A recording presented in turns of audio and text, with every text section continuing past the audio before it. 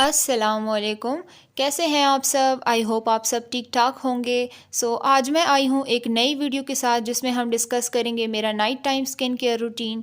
Morning skin care routine पर मैं already एक वीडियो पोस्ट कर चुकी हूँ, आपको उसका लिंक डिस्क्रिप्शन में मिल जाएगा। वीडियो शुरू करने से पहले मेरी आपसे एक छोटी सी रिक्वेस्ट है, आप मेरे चैनल को सब्सक्राइब करें ताकि हर नई आने वाली वीडियो का नोटिफिकेशन आपको मिल सके। Thank you. Night time skin care routine में मेरा सबसे पहला स्टेप जो होता है वो क्लेंजिंग का होता है।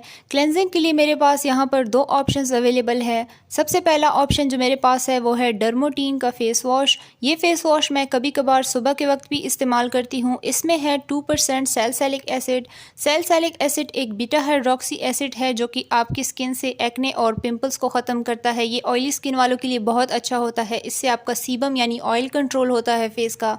मेरी ऑयली स्किन है तो मैं ये वाला फेस वॉश यूज़ करती हूँ। क्लेंजिंग के लिए सेकंड ऑप्शन मेरे पास है सिंपल का प्यूरिफाइंग जेल वॉश। सिंपल के तमाम क्लेंजर्स मेरे फेवरेट है। मैं हर उस इंसान को सिंपल की क्लेंजर्स रिकमेंड करती हूँ जो अफोर्डेबल और अच्छे क्लेंजर इस्तेमाल करना चाहता है। सिंपल के इस क्लेंज़र में छोटे छोटे स्क्रबिंग बीड्स है जिससे आपकी स्किन की फ़िज़िकल एक्सफोलिएशन भी होती है और यही वजह है कि मैं इसको 2 टाइम्स इस्तेमाल नहीं करती क्योंकि वो स्किन के लिए थोड़ा हार्श हो सकता है। इसके अलावा ये क्लेंज़र मेकअप को रिमूव करने के लिए बहुत अच्छा काम करता है। I would highly recommend this.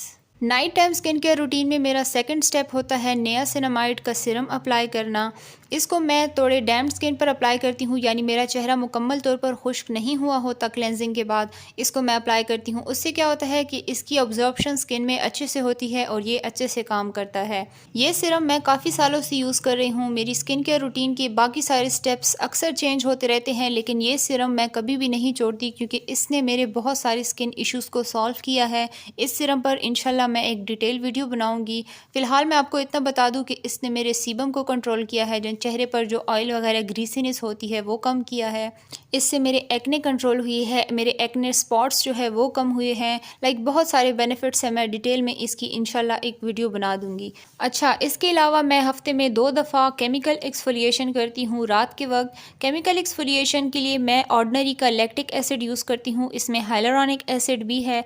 Lactic acid एक अल्फा हाइड्रोक्सी एसिड है। इससे आपकी स्किन को बहुत सारे बेनिफिट्स होते हैं, जैसे आपकी स्किन का टेक्सचर इंप्रूव होता है, आपके एक्ने स्पॉट्स जो होते हैं रेड रेड कलर के, स्कार्स की बात नहीं कर रही मैं, स्पॉट्स की बात कर रही हूँ, रेडनेस जो होती है आपके फेस पर वो कम होती है, आपकी स्किन ओवरऑल ग्लोइंग नज़र आने लगती है। इस पर भी इंशाल्लाह मैं एक अलग से वीडियो बना दूंगी। मेरा मोस्ट फेवरेट केमिकल एक्सफोलिएंट है। इसमें एक 10% भी अवेलेबल होता है लेकिन मैंने 5% से स्टार्ट किया है और मुझे लगता है कि मैं दोबारा भी 5% ही परचेज़ करूँगी।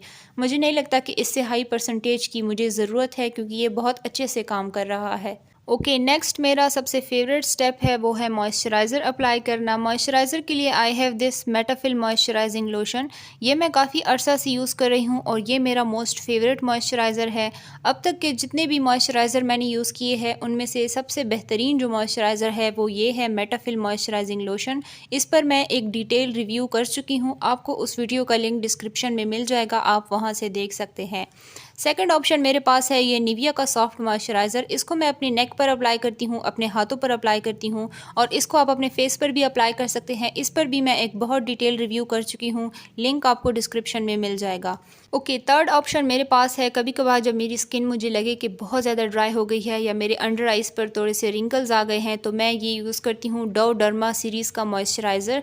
ये बहुत ही ज़्यादा ड्राई स्किन के लिए है। मेरी ऑयली स्किन है तो मैं इसको कभी कभार यूज़ करती हूँ जब मेरा फेस बहुत ड्राई हो, जैसे मैंने ठंडे पानी का इस्तेमाल कर लिया हो या विंड बर्न हो गई हो मेरी स्किन, तो मैं ये वाला मॉइस्चराइज़र यूज़ करती हूँ।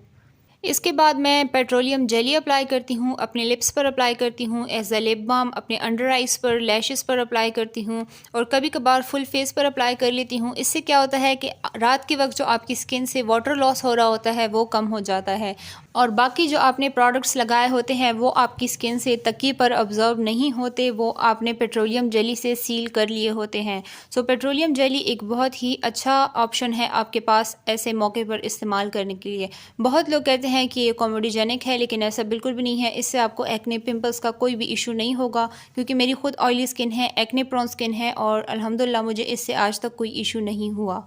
ओके, स्किन केयर रूटीन के अलावा मैं ये न्यूट्रिशनल सप्लीमेंट्स यूज़ करती हूँ। ये है न्यूट्री फैक्टर के ब्यूटिक्स सप्लीमेंट्स।